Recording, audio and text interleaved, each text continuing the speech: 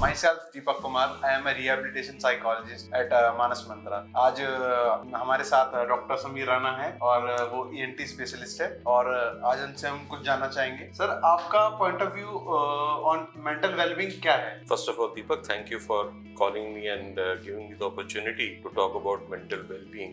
Now, I think that every patient who is coming to us for any disease for that matter, चाहे वो छोटी disease हो, चाहे बड़ी डिजीज हो, चाहे incurable डिजीज हो, एक वो fear of disease patient her patient के पास होता है. So as a doctor, it is a pertinent for us कि हम 5-7 मिनट 10 मिनट उसका जो मेंटल फियर है वो निकालें, क्योंकि once you calm down a patient mentally, I feel that 50% cure तो आपने ऑलरेडी कर दिया है पेशेंट का. So it is a very big factor in today's world, in this commercialization of medicine. बहुत बड़ा फैक्टर है कि हम पेशेंट को उतना टाइम नहीं दे पाते जितना हमें देना चाहिए. So I think seeing a patient, उनकी बात सुनने से, उनको क्रॉस क्वेश्चन ना करने से, उनकी सिर्फ बात सुनने से ही जो आप उनको एक सेटिस्फैक्शन दे सकते हैं मेंटली, उससे ही आधी डिजीज उनकी ऑलरेडी क्योर हो जाती है. So it is a very big factor, mental well-being या mental fear निकालना एक पेशेंट का before you treat the patient. The first is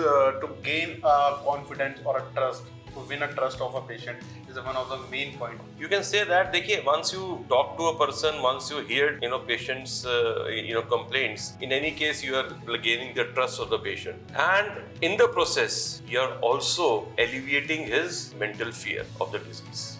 There is so many myths about mental health. So how we can tackle that myths which people are facing? People, I started a practice 20 years back. It was much different earlier, but now people are coming, people know that this is also a disease which is curable, any mental illness for that matter. So people are coming forward, they are ready to express themselves. But being a doctor, you should be prepared to listen to them. सिर्फ for example किसी के गले में दर्द से आता है तो सिर्फ मेरा यही काम नहीं है गले में दर्द उसको दवाई लिख के ये कि मैंने सुना गले में दर्द है 3 दवाई लिख के दे दी. उसके दिमाग में ये भी है कि मेरे गले में दर्द हो, कोई कैंसर तो नहीं है. तो मेंटल फियर, उसका negative thoughts, then that process of other illnesses comes off. So उसको ये समझाना, उसकी बात सुनना, उसको समझाना कि आपके गले में ऐसी कोई बीमारी नहीं है, अगर है तो उसको आपने कैसे टैकल करना है. So it's a part of what are the common disorder जो एक ENT स्पेशलिस्ट देखता है साइकोलॉजिकली एक पेशेंट में? क्या डिसऑर्डर है? देखिए, मोस्ट कॉमन जो मेरे नंबर 1 आता है for the past so many years we are saying is that एक मिडिल एज फीमेल आए और बोले मेरे खाना अटकता है, खाना खाने में अटकता है. ठीक है, जब मैं खाती हूँ खाना अटकता है. तो सिर्फ उससे आप ये 2 ही बातें पूछ लीजिए कि जो खाना हमेशा अटकता है या कभी कभी अटकता है, पहला क्वेश्चन. दूसरा यही पूछ लीजिए कि आपको क्या खाने के साथ पानी पीना पड़ता है तभी अंदर जाता है. तो उसी में आपको पता लग जाता है कि ये